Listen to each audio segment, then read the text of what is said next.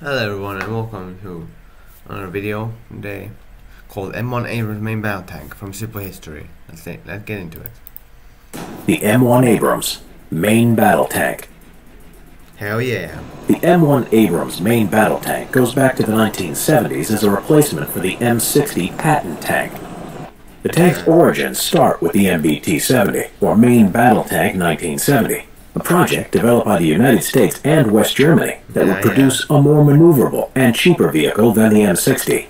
Development of the MBT-70 went over budget, and West Germany withdrew out of the project, while in the United States Congress had to be convinced to continue the project in a cheaper and more simplified form as the XM803. This was still too pricey, and Congress pulled the plug on the project entirely. However, as the M60 became more obsolete for the needs of the modern battlefield, Congress ignited the XM1 tank program. This is why I wish we had more tanks in the story. We don't have any main battle tanks or nothing. We just have we don't have that much. Let's keep watching.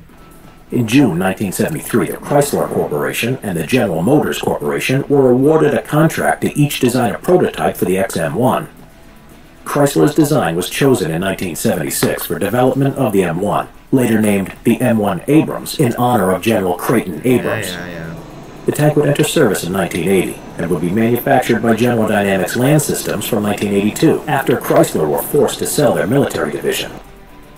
The crew of the M1 Abrams consisted of a commander, a gunner, loader, and driver. The M1 was armed with a 105mm gun, and its upgraded version, the M1A1 Abrams tank, and then the M1A2, produced from the mid-1980s, features a 120mm smoothbore gun. It can fire a variety of rounds depending on the situation, including sabot and high-explosive anti-tank rounds.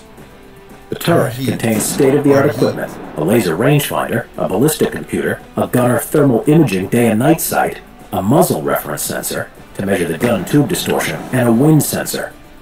The gunner's seat locks him onto the target, stabilizing his aim, regardless of how much the tank is being thrown around by the terrain. The Abrams can engage and destroy enemy tanks a mile away. Secondary armament includes two M240 machine guns, one coaxial within the turret, and one in the front of the loader's hatch. A 50 cal is also mounted in front of the commander's hatch. The tank protects the crew with special Chabram armor, a British invention which uses conventional steel armor and spaced ceramic armor tiles, effective against modern anti-tank weapons. The M1A1 introduced new armor, featuring dense depleted uranium sandwiched in between two steel sheets. Most of the armor details remain classified, so that tank crew security and survivability is not compromised. Inside, the ammunition is kept in armored storage compartments so that it cannot harm the crew if it is set off. An air filter system also protects the crew from chemical or biological attacks. The tank has a low profile and weighs 60 to 68 short tons depending on the model.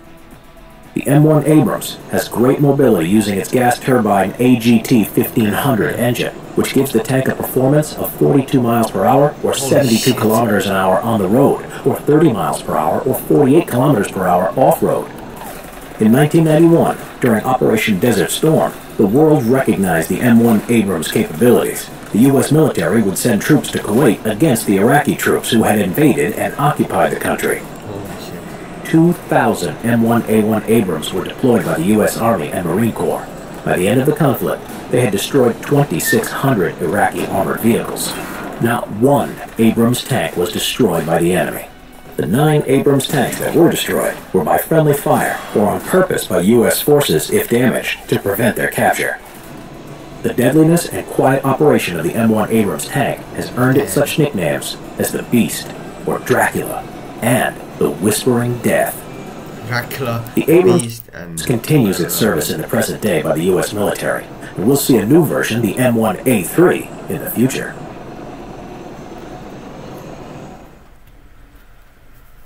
Subscribe and click the... Well, that was pretty good. That was pretty good anyway. Alright, that was pretty good. Goodbye now.